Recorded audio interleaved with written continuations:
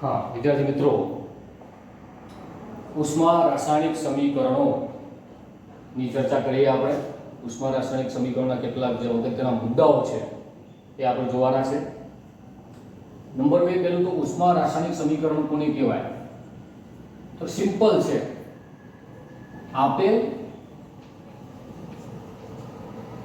કોઈ સમીકરણ આપેલું હોય પણ એ સમીકરણ કેવું હોવું જોઈએ? સંતુલિત।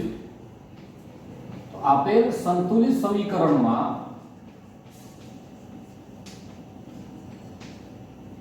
આપેલ સંતુલિત સમીકરણમાં ડેલ્ટા RH ના પ્રમાણિત કેવું લેવાનું? પ્રમાણિત પ્રક્રિયા એન્થાલ્પી। ડેલ્ટા RH मतलब પ્રક્રિયા એન્થાલ્પી કેવી? પ્રમાણિત પ્રક્રિયા એન્થાલ્પી। તો આપેલ સંતુલિત સમીકરણમાં ડેલ્ટા RH ના મૂલ્યોનો સમાવેશ કરવામાં આવ્યો હોય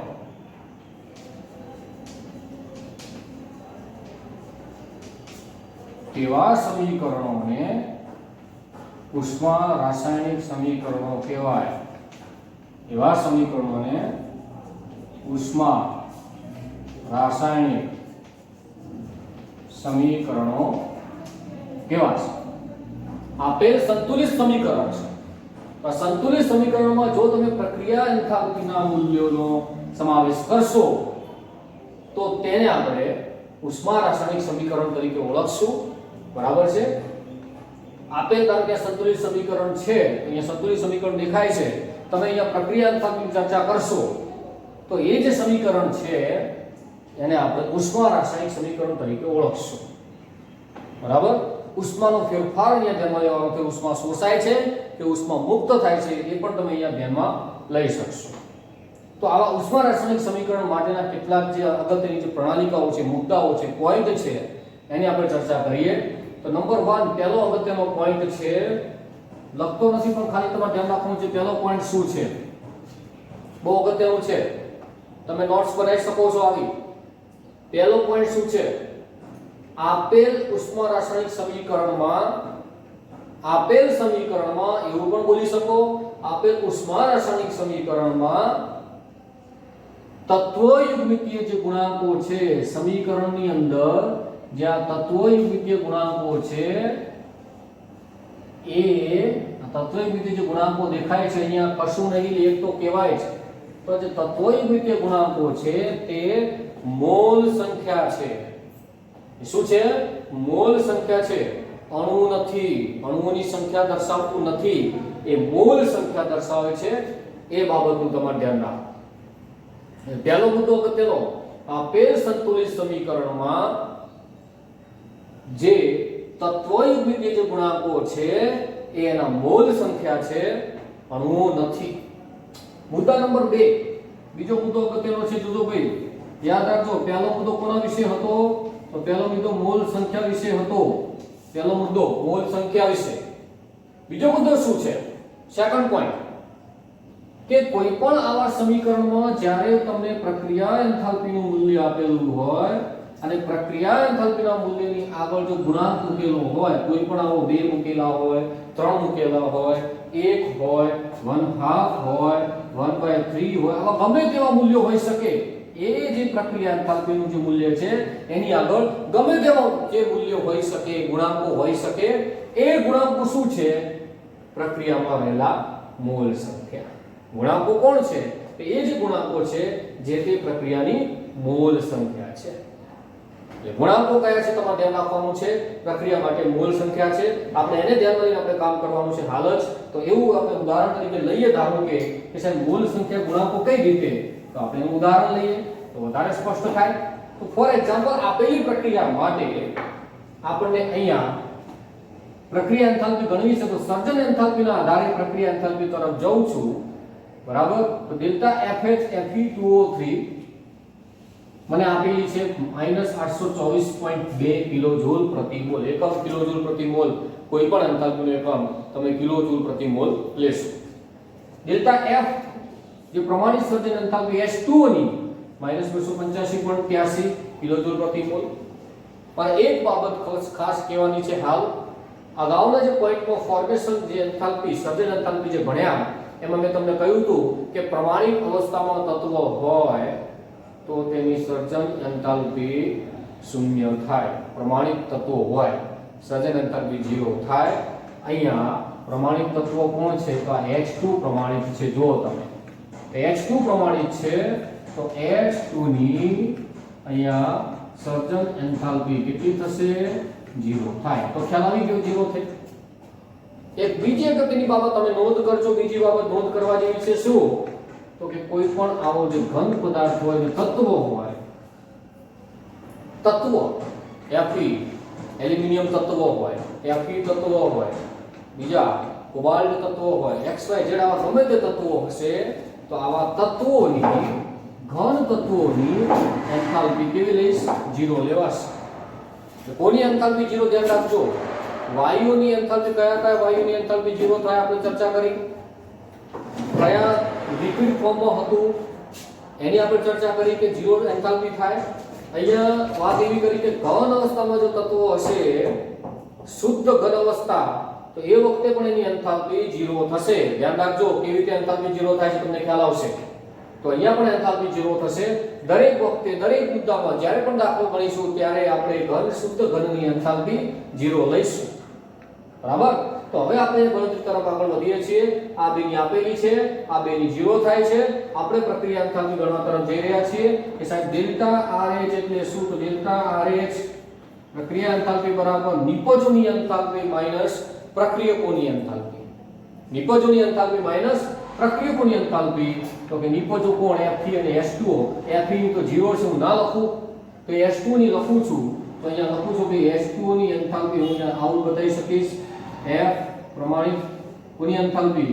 તો કે H2O નિપજની એન્થાલ્પી. નિપજ H2O શું છે? લિક્વિડ ફોર્મમાં છે, એની એન્થાલ્પી. બરાબર? નિપજ માઈનસ પ્રક્રિયકોની એન્થાલ્પી.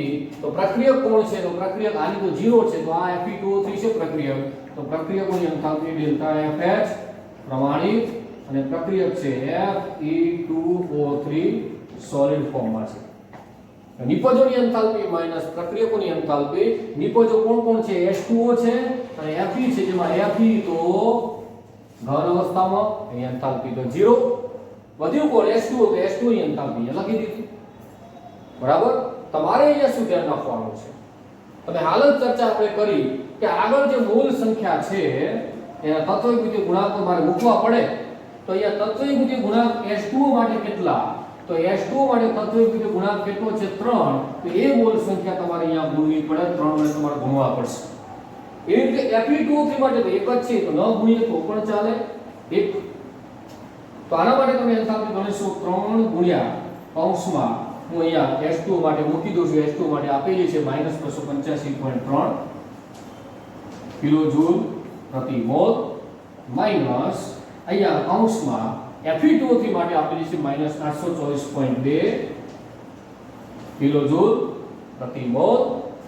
બરાબર? તમે ગુણાકાર 285.3 ગુણ્યા તમે કેટલા કરશો? 285.3 ગુણ્યા તમે 3 કરશો માઈનસ 857.5 આવશે. માઈનસ માઈનસ પ્લસ થશે 824.2. તમે બાદબાકી કરી જો જે જવાબ આવે છે 857 માંથી 24 કાઢશો તો 33.3 તમને માઈનસમાં 33.3 કિલોજૂલ પ્રતિ મોલ તમને જવાબ મળશે. માઈનસ 33.3 કિલોજૂલ પ્રતિ મોલ આપણને જવાબ મળે છે. તો અહીંયા તમને ખ્યાલ આવ્યો હશે કે કઈ રીતે આ પ્રક્રિયા એન્થાલ્પીને આગળ જે ગુણેલા છે એ તત્વવિધિ ગુણાંકો એ મોલ સંખ્યા જ અહીંયા ગુણવામાં આવે છે, બીજું કંઈ નથી. બરાબર છે? તમે તત્વવિધિ ગુણાંકો બદલાવશો, તમે તત્વવિધિ ગુણાંકો બદલાવો, આપણે સમીકરણ બદલાવો, તમે શું કરશો? બધાને 1/2 વડે ભાગી દો. બધા બે વડે ભાગો. આને 2 વડે ભાગશો, આને 3/2 કરશો, આને 2/2 એટલે 1, આને 3/2 કરશો, બધાને 2 વડે ભાગી દીધા. ના, હવે ફરીથી તમે એની જ ગણતરી કરશો. એની જ ગણતરી ફરીથી કરશો તમને જવાબ જુદો મળશે. તમે એની ગણતરી ફરીથી કરીને તમે ટ્રાય કરજો. તો આ ડેલ્ટા આર જે H જે પ્રમાણિત સ્થિતિ છે આને હું ધારો કે 1 કહું, એનું મૂલ્ય 33.3 આવે છે. જ્યારે તમે પેલું મૂલ્ય ધારો કે ડેલ્ટા આર H2 કહીશ, બરાબર? ડેલ્ટા આર H2 કહીશ તો આનું મૂલ્ય આના કરતા અડધું થશે, કેમ કે 2 વડે ભાગ્યા છે, 2 વડે ભાગશો 1/2 અડધું મૂલ્ય થશે. તરત ખ્યાલ આવે. તત્વ રીતે ગુણાંકો બદલાવતા મોલ સંખ્યા બદલાય છે, મોલ સંખ્યા બદલાય એટલે મૂલ્યો પણ શું થશે? બદલાય છે. આ સેકન્ડ પોઈન્ટ આપણે જોયો.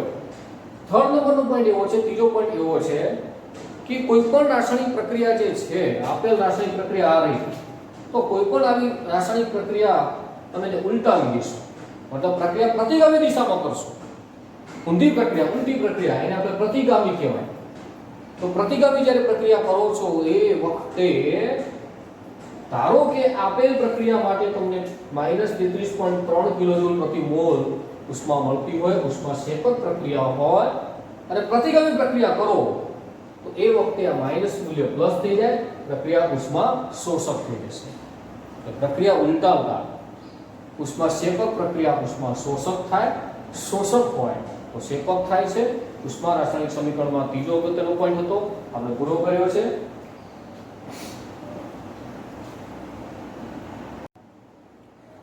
વિદ્યાર્થી મિત્રો, નેક્સ્ટ છે હેસનો ઉષ્મા સંકલનનો નિયમ. બરાબર છે. હવે આ નિયમો મુખ્ય ચર્ચા એન્થાલ્પી વિશેની છે. આ નિયમો મુખ્ય ચર્ચા એન્થાલ્પી વિશેની છે. એન્થાલ્પીની ચર્ચા આપણે કરવાની છે. અહીંયા મેઇન પોઈન્ટ એન્થાલ્પી છે. આપણને ખ્યાલ છે કે એન્થાલ્પી એ અવસ્થા વિધેય છે. એન્થાલ્પી એ અવસ્થા વિધેય છે. અવસ્થા વિધેય એટલે આ એન્થાલ્પી એ પ્રક્રિયાની પ્રારંભિક અવસ્થા તથા પ્રક્રિયાની અંતિમ અવસ્થા પર આધાર રાખે છે. પ્રારંભિક અવસ્થા કે અંતિમ અવસ્થા પર આધાર રાખે છે. વચ્ચે જે પથ છે તે પ્રારંભિક અવસ્થામાંથી અંતિમ અવસ્થા કઈ રીતે મળી એ પથથી સ્વતંત્ર છે, એના પર આધાર રાખતો નથી. અવસ્થા વિધિની વ્યાખ્યા જે છે કે પ્રક્રિયાની પ્રારંભિક અવસ્થા અથવા અંતિમ અવસ્થા પર આધાર રાખે, એ અવસ્થા કેવી રીતે પ્રાપ્ત કરી છે, કઈ પદ્ધતિથી અવસ્થા મેળવી છે એના પર આધારિત નથી. બરાબર. એટલે આપણે કહી શકીએ કે એન્થાલ્પી અવસ્થા વિધેય છે. આપણે આમાં પણ એવું જ કરવાનું છે. જુદા જુદા તબક્કાઓમાં આપણને એન્થાલ્પી ફેરફાર મળે છે. આપણે આ એન્થાલ્પી ફેરફારનો પ્રોપર વે, કુલ એન્થાલ્પી ફેરફાર કેટલો થાય છે આપણે એ મેળવવાનો થશે. તો S નો ઉષ્મા સંકલનનો નિયમ શું છે? તો નિયમ કંઈક આ રીતે છે. બરાબર. ધ્યાન રાખજો નિયમ શું છે. વ્યાખ્યા સરસ છે. આપેલ રાસાયણિક સમીકરણમાં થતો એન્થાલ્પી ફેરફાર, આપેલ રાસાયણિક સમીકરણમાં થતો એન્થાલ્પી ફેરફાર એ અથવા આપેલ રાસાયણિક પ્રક્રિયા લખીએ આપણે, રાસાયણિક સમીકરણ કે રાસાયણિક પ્રક્રિયા. તો આપેલ રાસાયણિક પ્રક્રિયામાં થતો એન્થાલ્પી ફેરફાર એ પ્રક્રિયા એક કરતા વધુ તબક્કામાં થતી હોય